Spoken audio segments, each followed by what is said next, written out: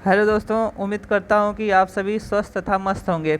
आइए आज हम लोग आगे चलते हैं। इसी क्रम में एनसीईआरटी की बुक को सॉल्व कर रहे थे, तो इसमें आज हम लोग पढ़ेंगे अभाज्य और भाज्य संख्याएं। हेडिंग डालिए अभाज्य संख्याएं। अभाज्य संख्याओं में लिखिए वे संख्याएं जिनके गुणनखंड एक और स्वयं वह संख्या ही होती है अभाज्य संख्याएं कहलाती है। अभाज्य संख्या को इंग्लिश में बोलते हैं प्राइम नंबर्स। क्या बोलते हैं? Prime number. ठीक है, तो अभाज्य संख्या की परिभाषा एक बार और देखिए। वे संख्याएं जिनके केवल दो गुणनखंड अर्थात एक और स्वयं वह संख्या हो वह अभाज्य संख्याएं कहलाती हैं। जैसे 2, 3, 5, 7 तथा 11 इत्यादि। हमने बोला कि इन संख्याओं के केवल दो गुणनखंड होते हैं, तो जैसे कि 2 है, 2 के केवल दो गुणनखंड होंगे, स्वयं वह संख्या यानी कि 2 हो जाएगा और दूसरा गुणनखंड हो जाएगा 1। इसी प्रकार 3 के दो गुणनखंड होंगे, केवल स्वयं वह संख्या 3 हो जाएगी और 1 हो जाएगा। ठीक है, जैसा कि मैंने पिछली क्लास में बताया था कि एक हर संख्याओं का गुणनखंड होता है। ठीक है, आगे हेडिंग डालिए भाज्य संख्याएं। भाज्य संख्याओं को इंग्लिश में कहते हैं कंपोजिट नंबर्स। क्या बोलते हैं? Composite numbers. तो इसकी परिभाषा लिखिए वे संख्याएं जिनके 2 से अधिक गुणनखंड होते हैं भाज्य संख्याएं अर्थात कंपोजिट नंबर्स कहलाते हैं।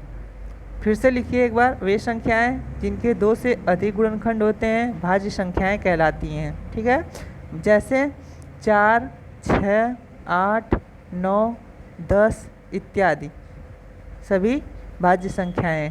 अब आप कहेंगे कि एक से क्यों नहीं शुरू किया? क्योंकि एक नोट में लिखिए एक जो है न तो अभाज्य संख्या है और न ही भाज्य संख्या है। नोट में लिखिए एक न तो अभाज्य संख्या है और न ही भाज्य संख्या है। बहुत इंपॉर्टेंट पॉइंट है। और जो 2 है, 2 तो अभाज्य संख्या हो गई। ठीक है, और 3 जो है, 3 भी अभाज्य संख्या हो गई क्योंकि इसके 2 ही गुणनखंड होते। इसलिए भाज्य संख्या, सबसे छोटी भाज्य संख्या कोई पूछे तो क्या होती है? सबसे छोटी भाज्य संख्या 4 होती है। ठीक है, क्योंकि इसके 2 से अधिक गुणनखंड हो सकते हैं। 4 की गुणनखंड 1 × 4 हो सकता है, 2 × 2 हो सकता है। तो 1, 4, 1, 2, 4 इसके 2 से अधिक गुणनखंड हो गए, इसलिए ये सारी संख्याएं भाज्य संख्याएं कहलाती हैं। ठीक है, आइए आगे देखते हैं। एक नियम दिए थे। किन्होंने दिया था? अभाज्य संख्याओं को ज्ञात करने का नियम दिए थे। एक यूनानी वैज्ञानिक थे, गणितज्ञ थे, जिनका नाम था इरोटस्थनीज। उन्होंने इस विधि को इस प्रकार आपके सामने दर्शाया था। उन्होंने सबसे पहले 1 से लेकर 100 तक गिनती लिखी थी। गिनती आपको डिस्प्ले पे दिखाया गया है।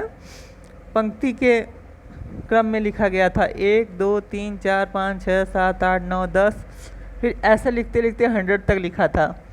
हमने आपको बताया कि संख्या 1 को बताया था, एक ना तो भाज्य संख्या है और ना ही अभाज्य संख्या है। तो इरेटोस्थनीज ने बताया था कि इस विधि को छलनी विधि कहते हैं।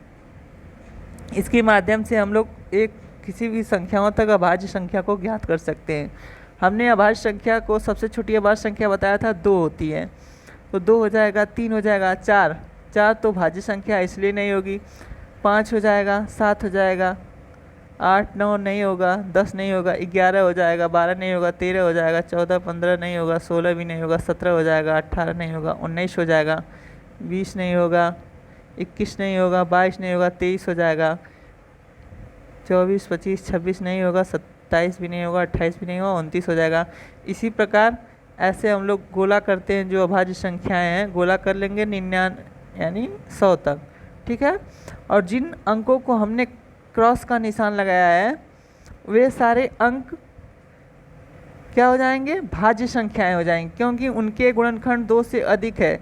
लेकिन ध्यान रहे कि 1 को छोड़कर, क्योंकि 1 पर भी क्रॉस लगाया है और एक मैंने पहले ही बता दिया था कि एक ना तो भाज्य संख्या है और ना ही अभाज्य संख्या है। आगे बताएंगे कि एक कौन सी संख्या होती है। ठीक, इसी प्रकार आप इसे छलनी विधि के माध्यम से अभाज्य तथा भाज्य संख्याओं को ज्ञात कर सकते हैं। ठीक है, आगे आइए। आगे दिया गया है सम संख्याएं तथा विषम संख्याएं। ठीक है, हेडिंग लगाइए सम संख्याएं। हेडिंग लगाइए सम संख्याएं। वे संख्याएं जो 2 से विभाजित हो जाती हैं सम संख्याएं कहलाती हैं। सम संख्या की परिभाषा लिखिए, यानी कि इवन नंबर। सम संख्या को इंग्लिश में बोलते हैं इवन नंबर। सम संख्या की परिभाषा है वे संख्याएं जो 2 से विभाजित हो जाए सम संख्या कहलाती है।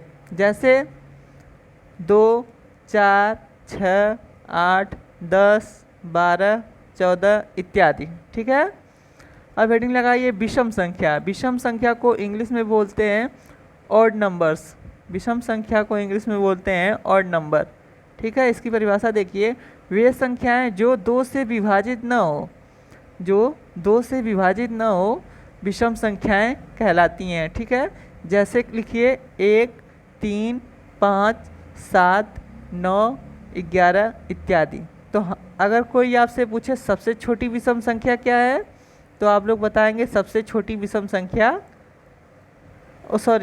सबसे छोटी विषम संख्या 1 है तथा सबसे छोटी सम संख्या 2 होती है। सबसे छोटी सम संख्या 2 तथा सबसे छोटी विषम संख्या 1 होती है। ठीक है, वहाँ पे एक ना तो भाज्य था ना ही अभाज्य, इसलिए मैंने बताया था कि आगे बताऊंगा। तो ये एक जो होता है वो सबसे छोटी विषम संख्या होती है। एक क्या होता है, सबसे छोटी विषम संख्या होती है, और सबसे छोटी सम संख्या 2 होती है। अब आप कहेंगे कि सबसे छोटी अभाज्य संख्या भी 2 होती है, तो हाँ, 2 जो है सबसे छोटी सम और सबसे छोटी अभाज्य संख्या दोनों 2 ही होती है। ठीक, आगे आइए।